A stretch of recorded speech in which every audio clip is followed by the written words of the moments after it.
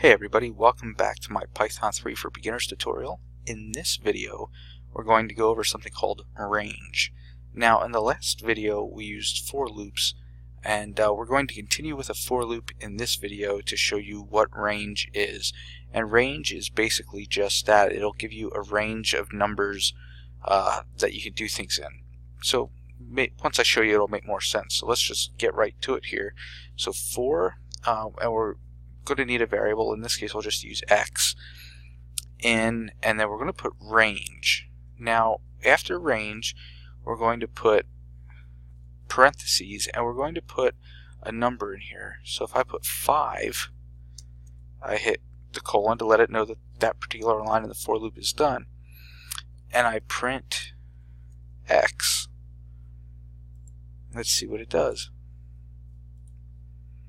You'll notice it prints 0, 1, 2, 3, 4 because I'm telling it to print 5 numbers here, basically from beginning to end. So because the computer starts at 0, the 5th number would be 4, so type 0, 1, 2, 3, 4. Now,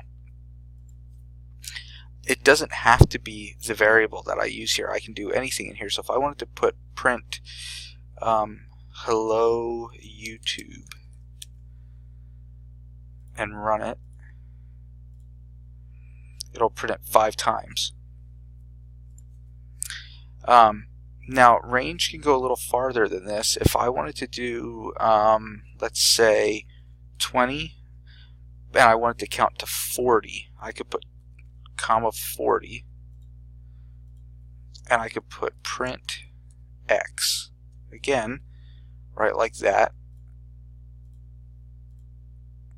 And you'll see it printed 20 down to 39 because it stops right before 40. 40 is its stopping point.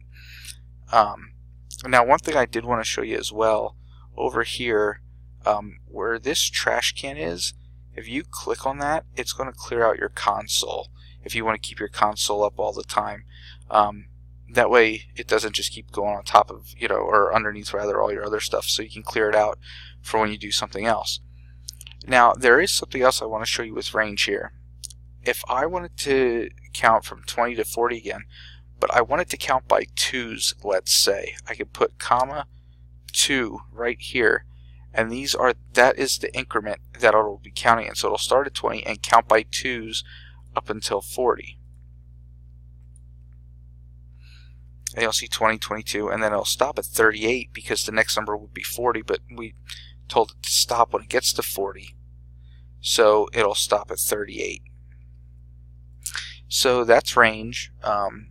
Range is very nice because it can allow you to put a lot to the screen quickly, do different things with numbers like this if you want to go through. For instance, let's say you had a database and you needed to pull out every other person.